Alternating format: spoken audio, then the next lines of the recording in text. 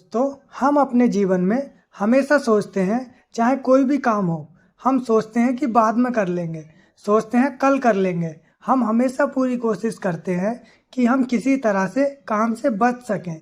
लेकिन दोस्तों, काम से बचना, काम चोरी करना, समय बर्बाद करना या बेईमानी करना, ये सब आदतें आपके जीवन को बर्बाद कर देंगी। दोस्तों, आदत ऐसे ही नहीं बनी है। दरअसल हम जिंदगी के नाम पर आदतों को ही जीते हैं। बहुत सारी आदतों को एक जगह इकट्ठी कर ले तो जो बनती है वह है हमारी जिंदगी। दोस्तों, बहुत समय पहले की बात है।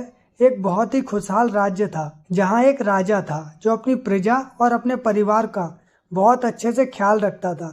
लेकिन राजा को अपने दरबारियों पर बहुत दिनों से संदेह था और उस राजा के दो बहुत ही खास मंत्री भी थे जो उसका काम संभाल लेते थे।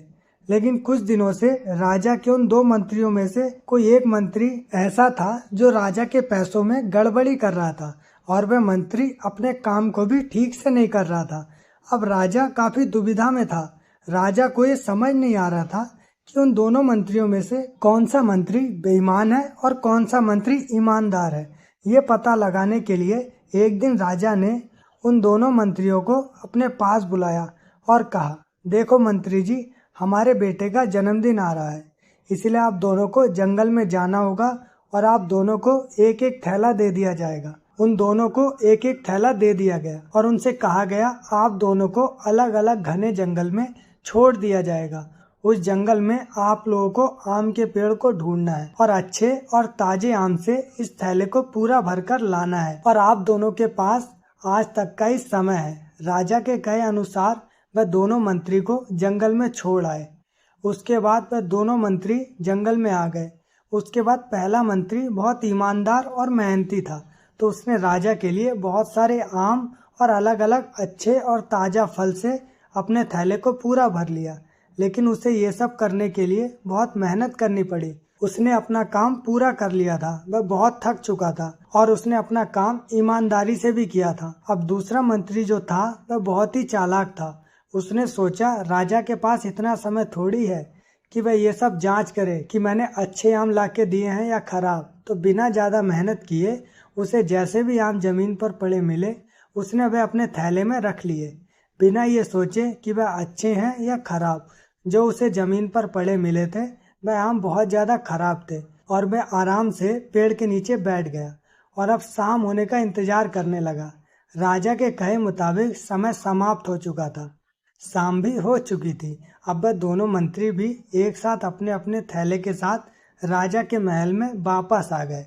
राजा ने देखा कि वह दोनों मंत्री जंगल से वापस आ गए हैं, तो राजा ने उन दोनों मंत्रियों के थैले को खोलकर देखा भी नहीं कि उसके अंदर क्या है क्या नहीं, और उन्होंने उन दोनों मंत्रियों को अलग अलग जेल में 1 महीने के लिए जेल में कैद कर दिया।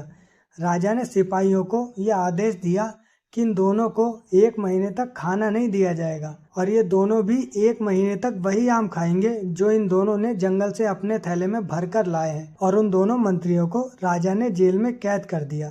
तो जो पहला मंत्री था जिसने अपने थैले में अच्छे और ताजा अलग अलग फल अपने थैले में जमा किए थे, उसने जेल में 1 महीना आराम से गुजार लिया, अच्छे फल खाते हुए जो उसने खुद जमा किया था। उसके बाद जो दूसरा मंत्री था जिसने बेकार और खराब फल अपने थैले में रखे थे, उसे वही बेकार और खराब फल 1 महीने तक खाने पड़े और वह उस जेल में ज़्यादा दिनों तक टिक नहीं पाया और बाद में वह खराब फल खाने की वजह से बीमार पड़ गया और उसकी तबीयत खराब हो गई।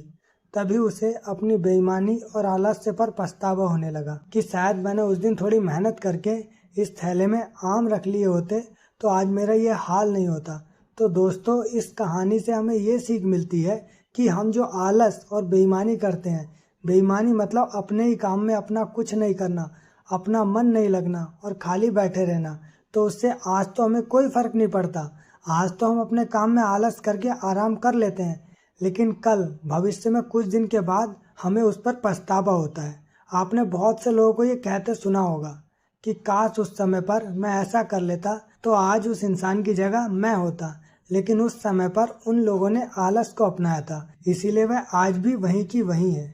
और जिसने मेहनत को अपनाया था वह इंसान अपनी मंजिल में आगे बढ़ गया। तो अपने काम के साथ बेईमानी और आलस से बिल्कुल भी मत करो, उसके बाद तो हमें पछतावे के अलावा और कुछ भी नहीं मिलता। ये जो समय है ना, इसकी कीमत कोई नहीं लगा सकता है। हम लाखों रुपए देकर भी अपनी ज़िंदगी का 1 मिनट भी वापस नहीं ला सकते। इसीलिए इस समय का सही उपयोग करो। समय दुनिया का सबसे मूल्यवान और कीमती चीज़ है। हमें इसका उपयोग अपने अच्छे के साथ साथ अपने आसपास के अन्य लोगों के लिए भी करना चाहिए। इससे हमें और समाज को बेहतर कल की ओर बढ़ने में मदद मिलेगी। इसके अलावा हमें अपने बच्चों को समय के महत्व और मूल्य को सिखाना चाहिए। दोस्तों, अगर ये कहानी आपको पसंद आई हो तो लाइक ज़रूर करें। धन्यवाद।